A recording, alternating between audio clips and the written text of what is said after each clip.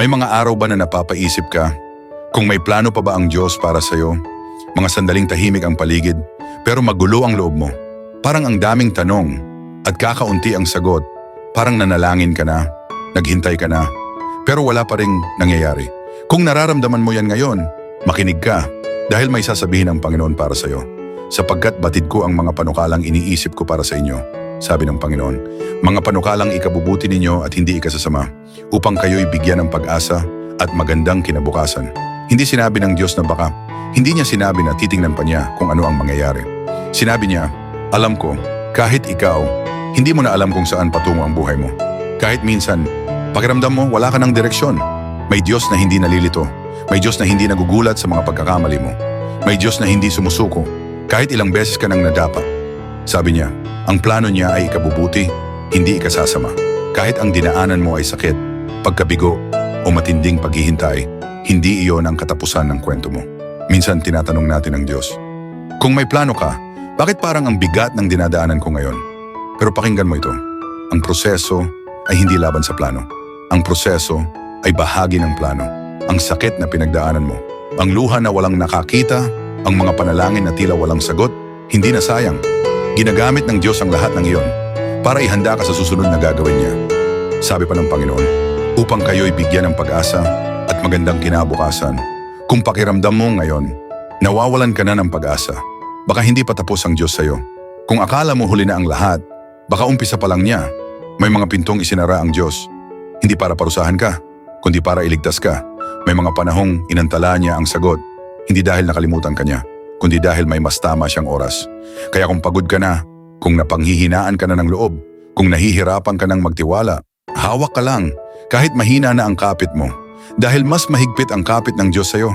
Sa puntong ito, huminto muna tayo sandali. Ihinga mo ang bigat na dala mo. At kung nasan ka man ngayon, sa loob ng kwarto, sa gitna ng biyahe, o tahimik na nag-iisa, sa puntong ito, hindi mo kailangang magpanggap na matatag. Hindi mo kailangang ayusin ang lahat. Lumapit ka lang. Sa puntong ito, sabay-sabay tayong manalangin. Panginoon, lumalapit kami sa iyo ngayon. Hindi bilang mga taong buo at malakas, kundi bilang mga anak na pagod na, naguguluhan, at minsan, nawawalan na ng pag-asa. Alam mo ang bigat na dala ng bawat pusong nakikinig ngayon. Mga pangarap na hindi pa natutupad, mga panalangin na matagal nang inaakyat sa iyo, at mga luha ng lihim na pinupunasan sa dilim.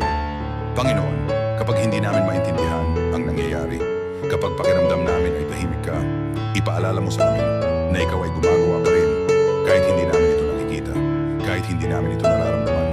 Hawakan mo ang aming mga pusong natatakot, palakasin mo ang aming pananampalataya kapag ito'y mahina. Tulungan mo kaming magtiwala, hindi lang kapag malinaw ang landas, kundi lalo na kapag madilim ang daan. Kung may sugat pa sa aming puso, ikaw ang maghilom. Kung may galit, panghihinayang o pagsisisi, ikaw ang magpalaya. At kung ang pag-asa namin ay unti-unti nang nauubos, ikaw ang magpuno muli. Ipinagkakatiwala namin sa iyo ang aming bukas, ang aming pamilya, ang aming kinabukasan, at ang mga bagay na hindi na namin kayang kontrolin. Naniniwala kami, Panginoon, na ang iyong plano ay mas mabuti, mas buo, at mas ligtas kaysa sa anumang kayang isipin ng aming isipan. Sa iyo namin iniaabot ang lahat, at sa iyo kami kumakapit. Amen. Kung ang mga salitang ito ay tumimo sa puso mo ngayon, kung pakiramdam mo ay may gumalaw sa loob mo, o kung napahinto ka sandali at napaisip, hindi iyon aksidente. Baka ito ang paraan ng Diyos para paalalahanan ka na nakikita ka niya, naririnig ka niya. At kahit sa tahimik na mga sandali, kasama mo siya, ilagay mo sa comments ang prayer request mo. Kahit maikli lang, kahit isang salita lang, ipagdarasal ka namin. At kung nais mong magkaroon ng mga sandaling ganito, mga paalalang nagpapahinga sa isip at nagpapalakas sa pananampalataya, mag-subscribe ka dahil sa bawat video, may paalala, may pag-asa, at may Panginoong nagsasabing, may plano ako para sa iyo.